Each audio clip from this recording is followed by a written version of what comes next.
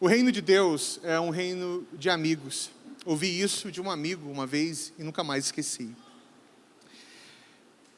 Amigos são providência divina, graça do Senhor sobre a nossa vida, jornada. Às vezes parece que amigos são apenas para estações, porque acho que cada um aqui já experimentou amizades que por vezes se desfizeram e você não sabe o porquê, né? Amigos que caminharam, estiveram presentes e por algum motivo não mais são amigos, talvez pela distância ou por alguma circunstância, enfim, por algum ato humano mesmo, porque somos humanos, se não for a graça de Deus em nossas vidas. Mas amigos são dádiva de Deus. Eu considero e costumo dizer que a amizade é um meio de graça, meio do qual o Senhor nos abençoa, de uma forma muito especial.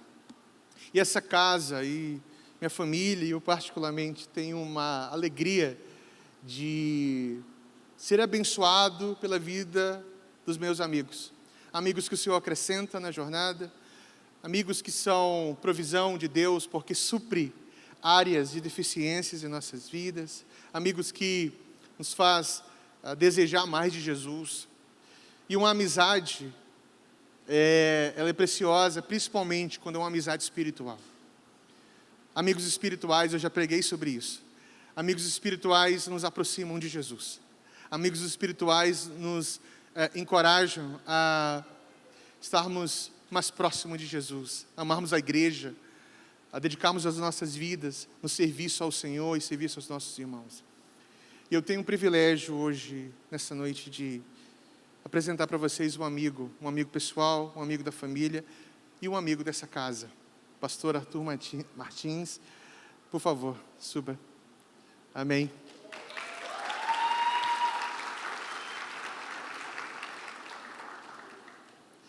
Arthur é um irmão muito querido, pastor da Igreja República em Curitiba, Igreja Presbiteriana. Arthur é de tradição presbiteriana, ele assina embaixo a Confissão de Fé de Westminster, né? Mas Arthur é diferente. Ele é um pouco ele é uma mistura do Brasil com o Egito. É uma mistura do Brasil com o Egito, segundo ele, né? Na verdade, é um pouquinho da nossa turma, que tenta viver e unir muitas tradições, algumas das tradições. Arthur, ele é um presente de Deus para a nossa casa. E ele é um presbiteriano bem diferente, assim, bem diferente. Porque em alguns momentos parece bem pentecostal, em outros... Mas é um expositor da palavra maravilhoso. Alguém que ama Jesus. E eu tenho aprendido tanto com o Arthur. Eu tenho recebido tanto de Deus.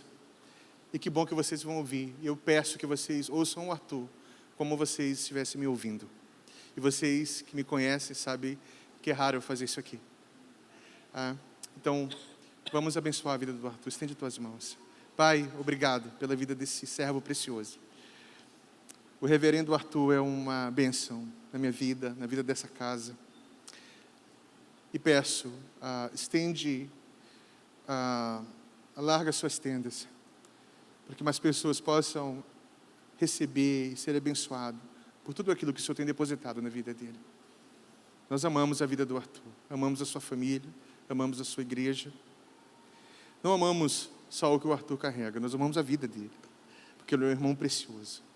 Obrigado, Deus. Abençoa e faz do Arthur um despenseiro da graça nessa noite.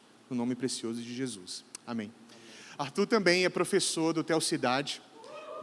Olha aí os alunos do Telcidade. Ele é professor de doutrina do Espírito Santo. E também ensina a espiritualidade cristã. Tá? Recebam esse irmão. Deus abençoe. Obrigado, Arthur. Boa noite, igreja. Não vá. Você me deu um abracinho assim, saiu, daí eu não consegui te amar.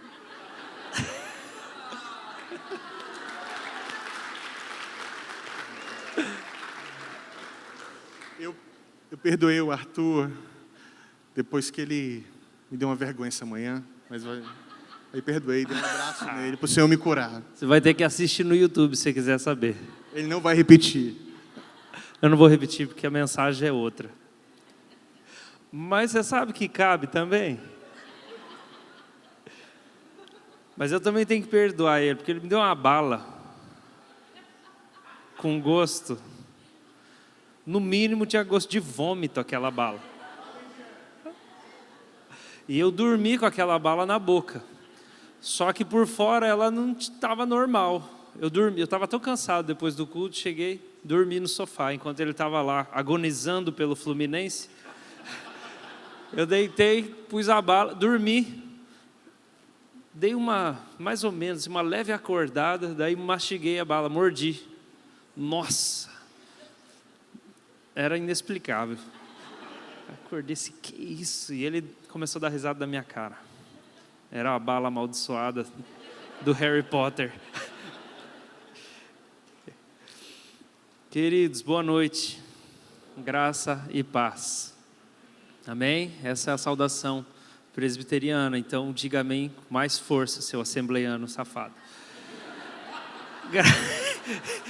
Graça e paz. Aleluia. É a segunda pregação, então eu já estou mais à vontade, tá? Então segura no banco aí.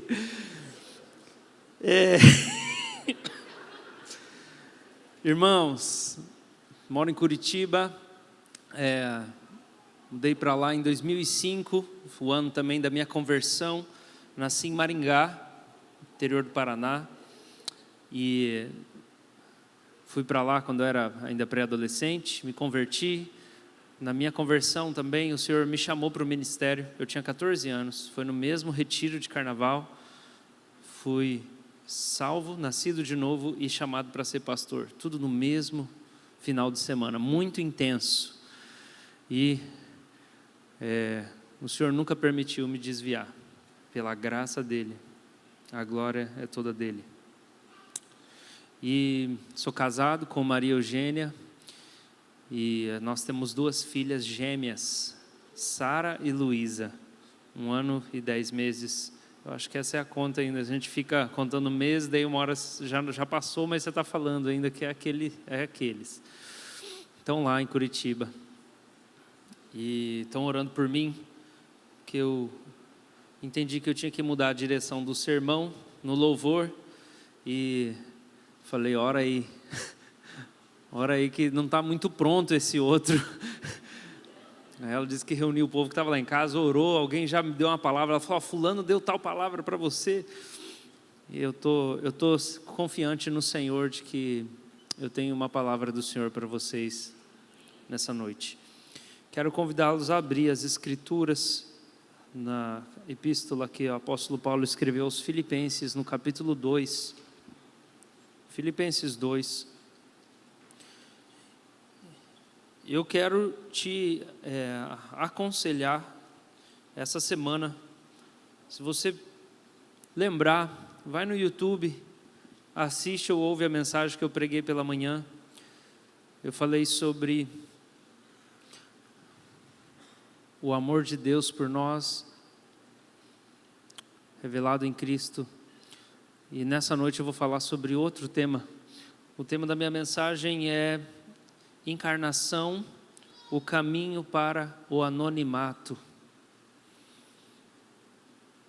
É uma outra mensagem. Eu quero ler com vocês a partir do versículo 5 até o versículo de número 11.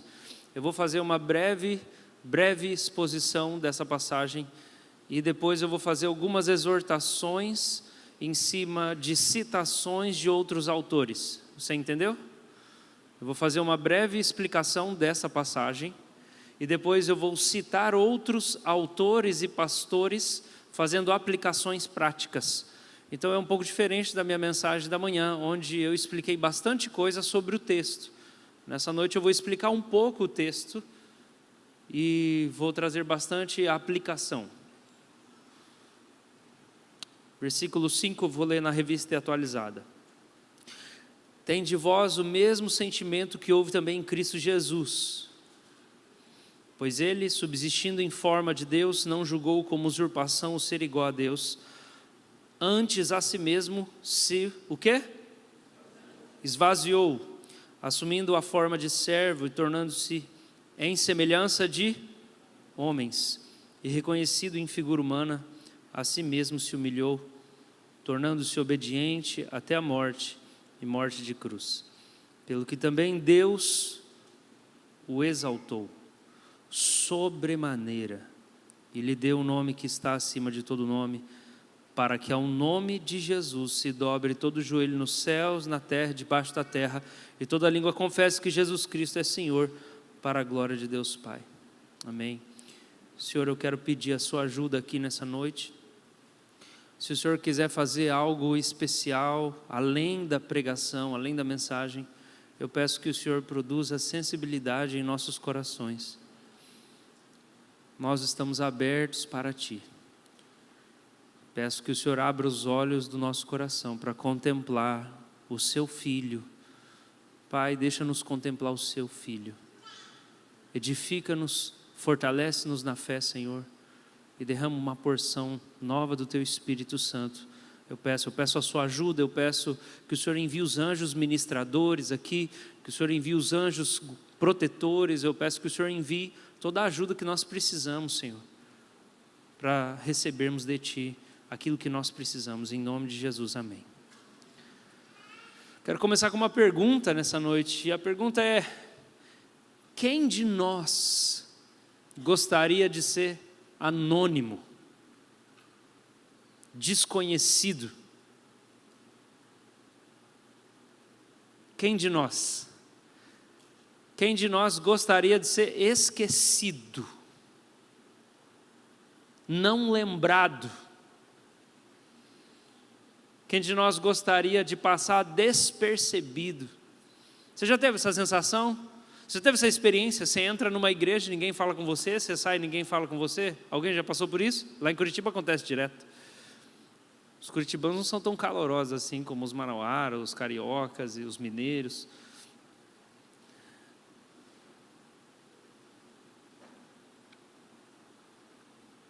Mas a segunda pessoa da Trindade parece que escolheu esse caminho. Quando a gente olha para esse texto, a gente encontra que o Deus que habita em luz inacessível desceu entre nós em forma irreconhecível. O Verbo, o unigênito, o Filho eterno de Deus, aquele que é adorado por todos os seres celestiais, ele se esvazia e ele escolhe deixar a forma de Deus e assumir a forma de gente. Ele escolhe a dissemelhança com Deus e a semelhança com os homens. Eu não vou parecer Deus, eu vou parecer um deles. E ele escolhe descer. E aqui a gente encontra uma definição da humildade de Jesus, essa beleza da humildade de Jesus. Andrew Murray tem um livro chamado Humildade, a beleza da santidade. A beleza da santidade ou da humildade de Jesus está no fato de que Ele, que sustenta todo o universo pela sua palavra, o Deus eterno, o Deus digno de glória, o Deus majestoso, optou andar entre os seres humanos sem ser reconhecido como Deus. As pessoas passavam por Ele, conviviam com Ele, e ninguém reconhecia a glória dele. Ninguém identificava que ele era Deus. Para mim isso é um sinal de imensa humildade, porque ele não se ofendia. Ele não se ofendia com isso. As pessoas não viam que ele era Deus, nem os discípulos demoraram para ver que ele era o próprio Deus. Mas isso parece que não produzia nele um milindre. Sabe o milindre? Ele não ficava ofendido com esse negócio. Quantas vezes você vai conhecer alguém e aí alguém te apresenta outra pessoa, esse aqui é o fulano de tal, tudo bem, tudo bem. E daí a pessoa começa a passar o currículo dela para você e é só uma conversa. Não, porque eu faço isso, eu faço aquilo, eu sou, eu fiz, e ninguém quer nem saber. Jesus não era esse tipo de pessoa chata de conversar, porque a gente é chata, né? É uma pessoa tão focada em si mesmo, tão voltada para si mesmo, mas Jesus escolheu descer e andar entre os homens de forma irreconhecível. O chamado do apóstolo Paulo nesse texto para nós é para maturidade espiritual. Se a gente olhar os versos anteriores, Paulo está falando de conflitos na convivência da igreja, de ciúme, de inveja, de maledicência, de um com o outro, e aí ele fala, gente, vamos ter o mesmo sentimento que existe em Jesus, a mesma atitude, a mesma postura, porque quem é Jesus? Jesus é aquele que não ficou ofendido por não ser reconhecido, porque na verdade ele escolheu esse caminho. Esse era o caminho da vida de Jesus, essa era a trilha dele. A experiência dele como ser humano foi essa experiência. Ele escolheu que a experiência dele como humano seria assim. Eu não quero que as pessoas me glorifiquem ou me reconheçam nesse tempo aqui. Eu não vou mostrar toda a minha glória. Eu vou falar da minha mensagem, eu vou demonstrar o amor, eu vou revelar o Pai. Mas eu não quero. Jesus escolheu caminhar de maneira humilde e simples entre os homens. A gente sabe que é a segunda vez, não é? Aqui vocês sabem esse negócio de segunda vinda, não sabe? Vocês cantam isso no louvor direto. Na hora que ele vier da segunda vez, daí ninguém vai ficar sem saber quem ele é, não. Alguém não vai reconhecer ele? Não, quem não quiser ajoelhar vai quebrar o joelho. Não vai ter jeito, vai ter que ajoelhar. E quem não quiser, não, Jesus não é Deus, vai ter que falar, blá, blá, blá, blá. Vai sair, Jesus é o Senhor. Mas na primeira vez não foi assim. Essa é a humildade de Jesus. Essa é a humildade de Jesus. E o apóstolo Paulo fala, a gente precisa copiar o desprendimento dele. A descida de Jesus na encarnação é um caminho de anonimato. Irmãos, se nessa manhã talvez eu preguei como um mestre, nessa noite talvez eu pregue como um profeta. E o motivo pelo qual eu entendo que o Senhor deseja que eu pregue essa mensagem é porque eu acho que isso já é uma virtude entre vocês. A simplicidade. O que é a ausência da vaidade? Tem um nome para isso? A não vaidade. Eu acho que isso faz parte da virtude que Deus derramou sobre essa igreja. Vocês estão no meio de gente que arroga para si a autoridade, impõe autoridade no meio da igreja. Vocês têm ao redor de vocês, de todo lado, líderes que cobram e obrigam espiritualmente coisas das pessoas. E vocês têm aqui pastores que não fazem isso de vocês. Apóstolo Paulo, falando com os coríntios, falando assim, olha, veja bem gente, eu não estou querendo mandar em vocês não. Com tudo aquilo que ele fala na carta, de tão difícil, 1 Coríntios ele escreve assim, gente, eu não estou querendo dominá-los. Pelo contrário, eu quero ser cooperador da vossa alegria. É uma postura de pedido, é uma postura de súplica, é uma postura não de comando, não de mandar, é uma postura de humildade. E o apóstolo Paulo aqui, ele fala, irmãos, vamos imitar esse sentimento. O falecido pastor Tim Keller afirma no livreto dele, Ego Transformado, que negar a si mesmo significa esquecer de si. É isso. Não é você se odiar, não é para ninguém odiar a si mesmo. É só para você esquecer de você, aos cuidados do Pai. Esqueça de si aos cuidados de Deus. Porque afinal de contas, Ele veste os lírios do campo, com a roupa melhor que a sua, e eles não trabalham. As aves do céu comem e elas não trabalham. Então assim, não se preocupa, esqueça de si mesmo aos cuidados de Deus. Tire os olhos de você mesmo por um instante. E eu acredito que isso já é uma virtude sobre vocês, mas eu creio que a mensagem nessa noite é para confirmar essa virtude que Deus já derramou, porque essa virtude é, eu vou usar essa palavra, a plataforma sobre a qual Deus quer construir coisas maiores nessa igreja. É a plataforma do anonimato, da humildade, o desprendimento de si mesmo. Eu não consigo pensar outra palavra, é anonimato mesmo. Por que é anonimato? Porque parece que o grande desespero das pessoas na nossa época digital é a fama. Parece que todos os anseios da alma se traduzem no desejo de ser seguido, de ser popular, de ser famoso. A gente está canalizando tudo para isso. Sabem quem eu sou? Me marcaram na postagem? Está me seguindo? Será que viu? A gente está muito obcecado com os olhares dos outros. Uma vez um cego sábio falou para um rabino assim, quando o rabino o cumprimentou, o cego disse assim: você viu aquele que não vê, assim eu espero que você seja visto por aquele que ninguém vê. Vou repetir. O cego dizendo: você me cumprimentou, você viu aquele que não vê, eu não vejo e você me viu. Eu espero que você seja visto por aquele que ninguém pode ver.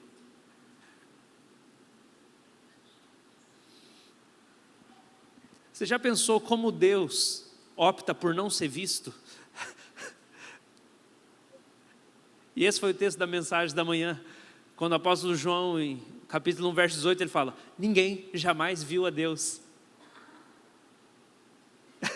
E como esse é o formato de idolatria que a gente assume, a gente quer ser visto, e Deus está de boa em ser invisível.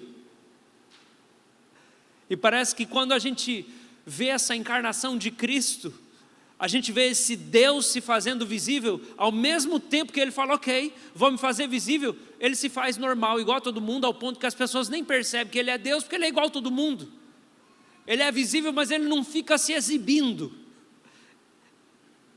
Irmãos, esse é o convite do Senhor para nós, para a maturidade, essa é a exortação de Paulo para os filipenses, a igreja que produz tanta alegria no coração do apóstolo. E eu creio que vocês são uma igreja que produz muita alegria para o coração de Deus. Deus se alegra da MPC aqui em Manaus. O que vocês fazem e vivem sobe como um perfume agradável para as narinas de Deus.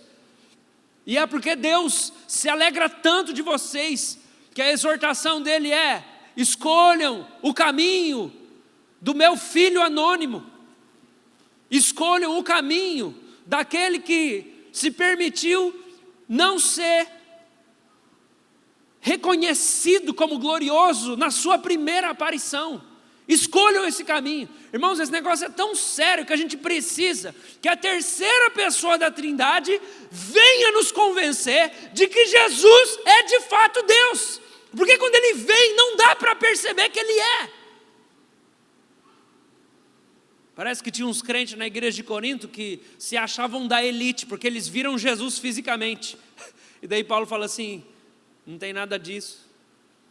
Se a gente vê Jesus, a gente não vê Ele segundo a carne, a gente vê Ele segundo o Espírito. É o Espírito que produz em nós fé, para a gente ver Jesus com os olhos do coração. Imagina se a gente se relaciona... presta atenção que estou viajando, tá? Estou viajando, mas é de Deus. É viagem porque parece que está longe da nossa realidade. Não é porque está errado, é só porque parece que está longe. Se a gente escolhesse se relacionar com as pessoas sem se preocupar em convencê-las de que elas têm que confiar em nós, mas a gente confiasse, a gente cresce, que o Espírito Santo ia testificar no coração delas que elas tinham que confiar em nós. Porque é assim que Jesus se relaciona com todos os seres humanos. O jeito que Cristo se relaciona com os seres humanos é: ele espera o Espírito Santo convencer as pessoas de que ele é confiável. Estava falando com o pastor de vocês hoje, estava almoçando e falando assim, eu tenho muita dificuldade de chegar para alguém e falar assim, oi, eu sou o fulano de tal. Eu não consigo fazer isso. Para mim é antinatural, pelo meu temperamento e também pelas coisas que eu acredito. Eu sou muito assim, se Deus quiser juntar alguém no meu caminho, na minha vida, no meu ministério, Deus vai fazer. Eu não quero isso. Eu não quero ficar fazendo propaganda de mim mesmo. Esse troço me dá agonia. Porque se eu tiver que fazer propaganda de mim, como pastor, entendeu? Seja como pastor, como pessoa, eu vou ter que ficar fingindo o resto da vida, de que eu sou aquela propaganda que eu fiz. E eu sou livre demais para depender de fazer propaganda de mim. Eu sou muito livre, gente. Imagina se a gente vivesse desse jeito, dependendo do testemunho do Espírito que Ele dá acerca de nós mesmos no coração das outras pessoas. A gente confiasse que o Espírito Santo ia colocar os amigos que a gente precisa no nosso caminho, que Ele ia colocar o favor que a gente precisa. Vou contar um caos aqui. 2 causos, talvez. Eu estava vindo para cá, ou melhor, eu estava indo primeiro para o Alto Amazonas, Tabatinga, Benjamin Constant, fazer um trabalho missionário nessa semana. E aconteceu que tivemos um problema lá com a agência aérea. E quando chegamos lá, eles encerraram o check-in num horário que parecia que não era o horário certo, deu uma confusão. Eu cheguei, eu comecei a ficar desesperado. Falei, pelo amor de Deus, moço, você me deixa entrar. Eu já comecei a orar, Deus, por favor, pelo amor de Deus, moço, você tem que deixar eu entrar, moço. Moço, não é possível, eu vim lá de Curitiba. Ah, moço, não vai dar, não vai dar. Logo chegou mais uns 4 caras. Aí chegou uns 4 caras, e aí eles também pegos ali de surpresa, de que eles parece que tinham passado o horário errado para nós, do check-in, aquela coisa toda. Daí um cara chegou e falou assim, olha, e daí ele tirou assim, porque eu sou da Polícia Federal. E se você não deixar eu entrar, nós podemos ter um problema aqui. Eu estou a serviço do governo, eu vim de Brasília. Blá, blá. O cara começou a dar carteirada, sabe a carteirada? Eu fiquei pensando aqui que eu podia falar, eu sou um apóstolo. Você sabe com quem você está falando? Você sabe o que Deus faz através dessas mãos? Aí veio um outro cara, bateu na mesa, porque eu não vou sair daqui. Daí veio segurança, aquela coisa era toda. Para mim isso não funciona. Eu não acredito nisso. Eu não acredito em caminhos se abrirem por mera imposição de quem eu sou. Vocês estão entendendo o que eu quero dizer? Quando eu casei, a gente foi passar a lua de mel, ganhamos. Foi assim, uma parte foi boa parte ganhado. A gente foi para o México, num hotel lá e tudo mais, bem legal, presentão. E daí no último dia eu resolvi levar a minha esposa para fazer um passeio, conhecer lá as pirâmides, né? Chichen Itza e um monte de coisinha lá. Aluguei o carro, tal, fomos passear. Passo num lugar lá que é uma guarda policial, eu abaixo a velocidade do carro, segundo a placa, saio daquele espaço e eu continuo. No que eu estou continuando, tem um guarda um pouco na frente, e ele faz isso aqui com a mão, ó. O que isso significa para você, motorista? Reduz, não é? Reduzir. E reduzir. Quando eu olho no retrovisor, o cara está assim. Falei, vixe. Parei o carro. O cara veio, aí começou a falar espanhol comigo. Não, porque eu fiz assim, por que você não parou? Eu falei, cara, não falei cara, né? Que eu já estava pedindo misericórdia. Senhor, em Brasil, assim é para diminuir a velocidade. E assim é para, eu não sei se é parar que fala, mas eu falei parar. E daí ele olhou e o cara queria uma grana ali, começou ali. O cara queria uma grana. Tá, parêntese. Naqueles dias, Eu tinha recém terminado uma pós em espiritualidade dos pais do deserto. E eu estava praticando muito uma oração, a oração oriental clássica, que é a oração: Senhor Jesus Cristo, Filho de Deus, tem misericórdia de mim, pecador. Na igreja ortodoxa eles repetem essa oração, Kyrie eleison, né? Kyrie eleison, Senhor misericórdia, Senhor misericórdia. E eu fazia aquilo pelo menos 1 hora por dia. Eu acordava e eu ficava 1 hora repetindo: Senhor Jesus, tem misericórdia, Senhor Jesus, tem misericórdia de mim. E daí, enfim, estava lá com a minha esposa, a gente fez algumas vezes essa oração junto, até hoje a gente faz. Ele falou assim: vamos ter um momento? Vamos orar. Aí eu falo: Senhor Jesus, tem misericórdia de mim, pecador. Daí ela repete: Senhor Jesus, tem misericórdia. Daí eu falo, daí ela repete, daí eu falo, daí ela repete. E, gente, isso é bom demais, quando eu sinto o Espírito impelir. Eu sei que eu estava naquilo, estava assim: Senhor, misericórdia. Eu virei para o homem e comecei: Senhor, tem misericórdia. Misericórdia, Senhor, misericórdia. Nós somos brasileiros, contraímos matrimônio. A minha esposa segurou. No fim, o cara liberou a gente para ir embora. Nós fomos embora. Ela: contraímos matrimônio? Matrimônio é doença agora. Eu falei: vai ver se não é. É assim que fala em espanhol: contraímos matrimônio. Irmãos, eu sei que eu estava tanto pedindo misericórdia para Deus que eu comecei a falar: Senhor, misericórdia, para o guarda. E o guarda liberou. Estou contando esses exemplos engraçados porque nessas pequenas coisas eu acredito que tem o espírito que Paulo está falando que a gente precisa ter. É um espírito de humildade diante das situações da vida. Ao invés de erguer a voz, de eu bater na mesa, em qualquer momento de tribulação eu apelo para Deus.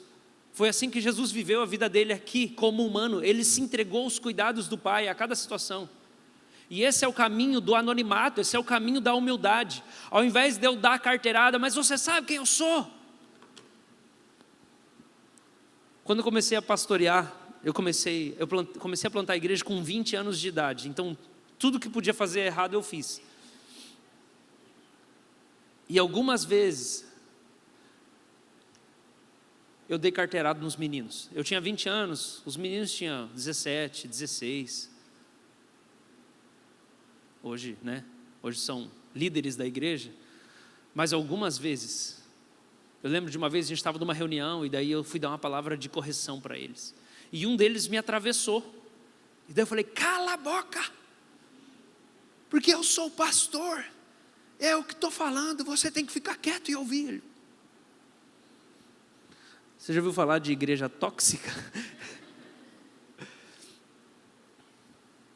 Carteirada. Mas acontece que foi assim que eu fui educado.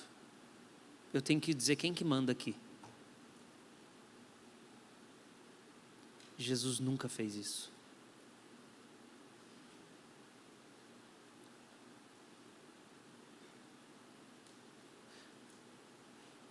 E se Deus derramasse aqui sobre essa igreja dons extraordinários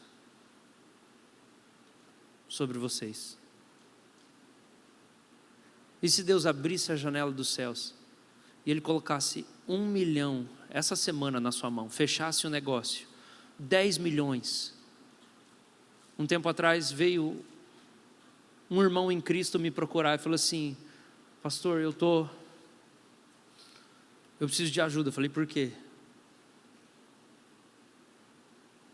Eu estou para ganhar. E daí ele falou um número bem grande, na casa de, bastante, milhões de reais. Eu não sei o que eu vou fazer com esse dinheiro. Eu falei, eu sabia que ele não dava o dízimo. Eu falei: qual a sua relação com o dízimo? Parece engraçado, né? Ah, você vai ganhar tantos milhões, você dá o dízimo, irmão? Mas a verdade é, será que Deus pode confiar coisas grandiosas nas nossas mãos? Se a gente não está disposto a ser ensinado no caminho da humildade, do esvaziamento, do anonimato, de ser desconhecido, Deus pode colocar grandes dons Deus pode colocar poder, Deus pode derramar uma graça, não só dinheiro. Mas e se vocês fazem a próxima sala de oração e todo mundo que vier doente aqui ficar curado? E se Deus derrama um avivamento aqui?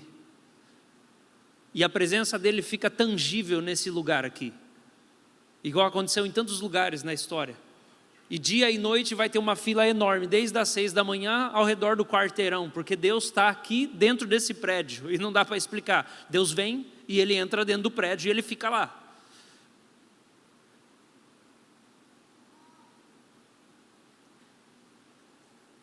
Jesus foi revestido de glória e exaltado e honrado só depois que ele foi pelo caminho do anonimato. O trono veio só depois da cruz. Todo nome vai confessar ele só depois que ele se permitiu ser um desconhecido e um anônimo. Será que a gente está pronto para imitar o Deus anônimo, irmãos? Tem uma música que esses dias tem me feito refletir, chama Happily Hidden. O cantor é o Pat Barrett. E a letra diz assim: imploramos por atenção, alguém para ver quem realmente somos. Estamos presos no sistema, usando uns aos outros para conseguir o que queremos. É a luxúria da aprovação. Usando os holofotes como uma droga, faz você se sentir notado e valorizado, depois esquecido e usado. Essa é a falsificação do amor. Deixe que ele seja o seu esconderijo, deixe que ele seja a sua alegria, deixe que ele seja o seu público, deixe que ele seja o seu tudo. Viva felizmente escondido. Felizmente com ele. Somos como pequenos comerciais tentando vender a todos nós mesmos. Como outdoors de marketing, tentando chamar a atenção de todos que podemos. Você pode sentir o impostor, querendo ser aquele que é visto? Será que nós estamos alimentando um monstro? E ainda nos perguntamos por que não somos livres? Alguns textos da palavra de Deus, 1 Coríntios 13:4 fala: o amor não se envaidece. João Batista proclamava: convém que ele cresça e eu diminua. Marcos 7:24, Jesus não queria que ninguém soubesse onde ele estava. Cara, eu amo isso. Jesus não queria que ninguém soubesse onde ele estava. A W. Tozer escreveu: enquanto a liderança espiritual não voltar a ser ocupada por homens que preferem a obscuridade, continuaremos a presenciar uma constante deterioração da qualidade do cristianismo popular. E possivelmente chegaremos ao ponto em que o Espírito Santo entristecido se retirará, como a glória de Deus se apartou do templo. Outro exemplo interessante para nós é sobre o avivamento de Azusa. O irmão William Seymour geralmente ficava sentado atrás de 2 caixas vazias, uma em cima da outra, e usualmente mantinha a cabeça dentro de uma delas durante o culto, em oração. Não havia orgulho ali. O cara ficava com uma caixa na cabeça, para que os jornalistas não conseguissem desenhar o rosto dele, para que o rosto dele não ficasse conhecido. Recentemente assisti uma parte de uma mensagem do Francis Chan no YouTube, e ele fala assim: presta atenção nisso, porque isso aqui é verdade que ele vai falar. Nós crescemos em uma geração que nos ensinou a seguinte coisa: eu preciso crescer para que ele possa crescer. Logo, eu começo a justificar, abre aspas, preciso expandir o meu alcance. Está tudo bem minha fama crescer, para que eu possa trazer Deus comigo. Eu preciso crescer para que ele possa crescer. De que outra maneira ele vai fazer isso? Francis Chan termina: isso não vem das Escrituras. Irmãos, eu acredito que isso primeiro tem que ser uma questão de temor para nós. A gente precisa buscar esse caminho de Jesus, do esvaziamento, da humildade, do anonimato, Porque eu acredito que foi esse pecado que trouxe juízo sobre Ananias e Safira. É uma questão de temor de Deus. Por que Ananias e Safira receberam juízo e morreram na frente da igreja inteira? Porque todo mundo estava vendendo as terras e doando. E eles pensaram, a gente não pode ficar parecendo para os irmãos da comunidade que a gente não faz isso. Vamos vender, a gente dá só uma parte, mas a gente diz que está dando tudo. Era o apego com a própria aparência deles. Mas eu acredito que também é uma questão de identidade para nós. Thomas Merton, um monge do século passado, ele escreveu assim: seja o que você quiser, seja louco, seja qualquer coisa, mas por favor, evite a qualquer custo tornar-se famoso. Leonard Ravenhill disse: a igreja primitiva estava casada com a pobreza, a prisão e a perseguição, mas a igreja moderna casou-se com prosperidade, popularidade e personalidade. Parece que hoje o evangelho da prosperidade ele já caiu em descrédito para muitos de nós. A gente pensa assim, cara, esse negócio aí não desce. Mas ele na verdade assumiu uma outra forma, que é o evangelho da popularidade. As pessoas visitam as igrejas e sabe qual que é o critério que elas usam para decidir se elas vão ficar nas igrejas? Se elas se sentem aceitas e vistas pelas pessoas. Não é se a mensagem é bíblica, não é se tem o temor do Senhor, é se elas se sentem aceitas e vistas. Por quê? Porque no evangelho da popularidade, essa expressão foi usada por um pastor chamado Lyle Phillips.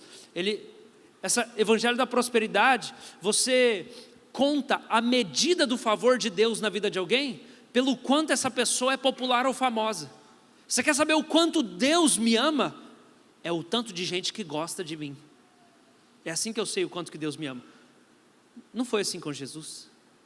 Mas parece que a gente está engolindo esse negócio. Parece que isso está no nosso coração.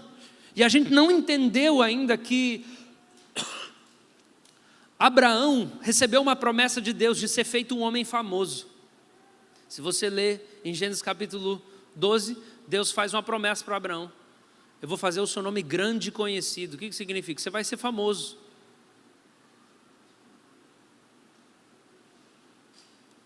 Só que no capítulo 11, o povo da Torre de Babel disse assim: vamos fazer o nosso nome célebre. E Deus os dispersou. A diferença do capítulo 11 e do capítulo 12 é que no capítulo 11 foram eles que buscaram fazer um nome grande para si. Em Abraão foi Deus que disse: eu vou fazer você famoso. Mas não era isso que o coração de Abraão procurava, não era isso que ele buscava. E eu olho para o Senhor Jesus na vida que ele viveu, e eu penso como ele disse as seguintes palavras: evitem praticar as suas obras de justiça diante dos outros, para serem vistos por eles. Quando ajudarem alguém necessitado, não façam como os hipócritas que tocam trombetas nas sinagogas e nas ruas para serem elogiados pelos outros. Eu lhes digo a verdade, eles não receberão outra recompensa além dessa. Deem a sua ajuda em segredo e o seu Pai que observa em segredo o recompensará. Parece que a ordem que Jesus dá é que o discípulo ele tem que evitar que as pessoas vejam as coisas boas que ele faz. E uma prática que a gente devia cultivar é confessar os pecados que a gente comete. A gente inverte, né? Eu escondo os meus pecados e confesso os meus acertos. Eu queria que você pensasse comigo alguns versículos acerca de como a gente é direcionado para esse caminho da autopromoção. E esse é um caminho perigoso. Provérbios 25, 27 fala: comer muito mel não é bom, assim procurar a própria honra não é honra. Provérbios 27, 2: seja o outro que te elogie e não a tua boca, o estrangeiro e não os teus lábios. O Romanos 12, 3: porque pela graça que me foi dada, eu digo a cada um de vocês, que não pense de si mesmo além do que convém, pelo contrário, pense com moderação, segundo a medida da fé que Deus repartiu com cada um. Madre Basileia Schilink colocou na sua autobiografia, na página 51 ela escreve, e ela faz uma confissão de pecado: gosto que outras pessoas frequentemente peçam minha opinião. Olha a confissão. Eu gosto que as pessoas peçam a minha opinião. Eu quero ser ouvido, eu quero que a minha voz fique alta. Mas eu acredito, irmãos, que o fruto do anonimato é uma recompensa do próprio Deus. Deus vai recompensar isso. Eu quero finalizar com uma citação de Peter Scazzero. Ele escreveu o seguinte: Jesus aprendeu a esperar no anonimato e no silêncio, tanto como o filho de um modesto carpinteiro, quanto no deserto, resistindo à tentação do diabo para agir antes do tempo de seu pai. Como resultado dessa espera, Jesus emergiu no deserto, no poder do Espírito Santo. Podemos confiar em Deus para fazer o mesmo em nós, se aprendermos a esperar nele.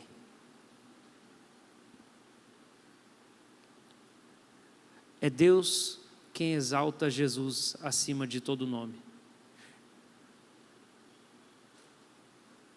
Eu não quero me exaltar. Eu quero deixar Deus fazer isso. Aquele que se humilhar será exaltado, o que se exaltar será humilhado. Eu quero deixar Deus conduzir as dinâmicas da minha vida. E o caminho do anonimato é o caminho de segurança, para a gente não amar o poder, para a gente não amar a fama, para a gente não amar o reconhecimento. Porque se o Senhor está nos preparando para representarmos bem o seu reino, o seu evangelho, o nosso caráter precisa estar bem consolidado. A gente precisa aprender a ficar em paz de não ser reconhecido, de ficar no esconderijo, de não ser visto. E eu realmente acredito que o Senhor colocou essa palavra no meu coração, porque Ele tem o desejo de acrescentar graça e glória sobre essa igreja.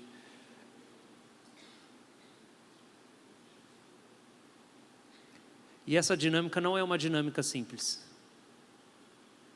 Não é simples.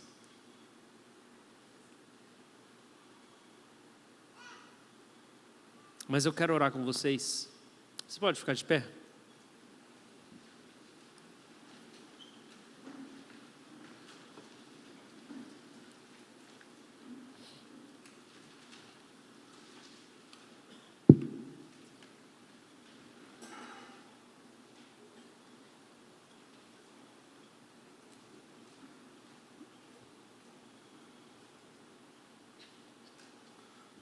Talvez a lição mais importante da minha vida foi o Senhor me ensinar a ficar sozinho, em silêncio, sem comer e em paz.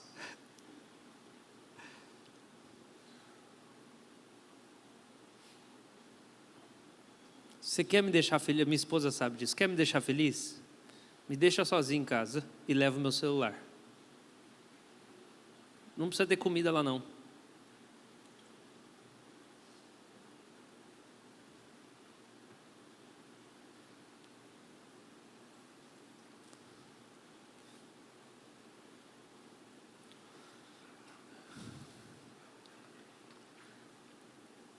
Existe um encontro com Deus do outro lado do tédio.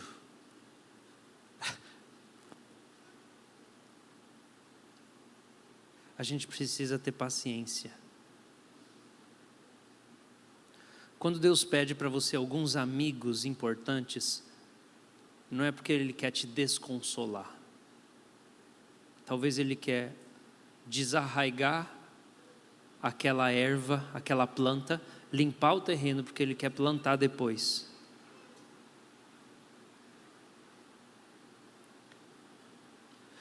Eu sinto que o Senhor está chamando vocês para criarem expectativa do que Ele faz enquanto vocês obedecem. enquanto vocês se esvaziam, enquanto vocês escolhem o anonimato, o silêncio, ficar quietinho, não se promovam. Não se promovam. A herança recebida antes do tempo, no fim não será abençoada. A paciência e a obediência de vocês vai atrair o favor de Deus. Paciência e obediência vai atrair o favor de Deus. E Deus vai exaltar vocês. Deus vai fazer. Não é você. Não são as obras das suas mãos. Você não vai ter que criar uma situação para resolver algumas coisas. Obedece e tenha paciência. Deixa eu orar por você. Abre as suas mãos assim. Segura um pouquinho, daqui a pouco a gente louva. Pai, no nome de Jesus, eu oro pelos meus irmãos aqui. E eu oro, Senhor, libera no coração deles esse mesmo sentimento que está no coração do nosso Rei Jesus. O desprendimento, o autoesvaziamento. Ajuda eles a amarem, Senhor, a obscuridade. Não dá só para a gente exaltar o Senhor, a gente tem que diminuir na mesma proporção. Não dá para a gente crescer e o Senhor crescer. É o Senhor só que cresce e a gente diminui. Eu quero pedir, Senhor, ajuda os meus irmãos aqui nessa noite, mostra para eles como eles podem diminuir. Como eles podem diminuir, como eles podem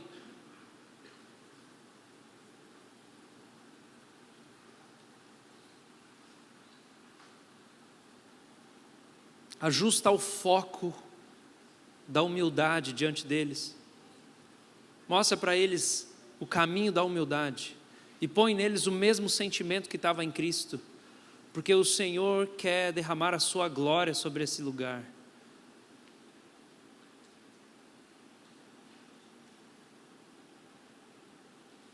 O Senhor quer exaltar, o Senhor quer. E eu quero orar agora, Espírito Santo de Deus, aqueles irmãos, irmãs que têm sido fiéis no Senhor e têm esperado pacientemente e com perseverança, em súplicas, em clamor, em obediência. Senhor, por favor, que venha sobre eles a glória do Senhor, que venha sobre eles um novo momento. Aqueles que é o tempo de serem recompensados pela obediência, eu peço que o Senhor venha com a sua recompensa, venha com a sua graça, vem com o acréscimo de poder espiritual, o acréscimo da sua presença, o acréscimo de sabedoria, o acréscimo de consolo, o acréscimo de recursos, de finanças, o acréscimo na área profissional, o acréscimo de saúde. Eu sei que o Senhor recompensa, o Senhor é galardoador daqueles que te buscam, o Senhor é rico em generosidade. E eu sei que há pessoas aqui, Senhor, que o Senhor quer recompensar. E eu peço, vem, Senhor, abre as janelas do céu.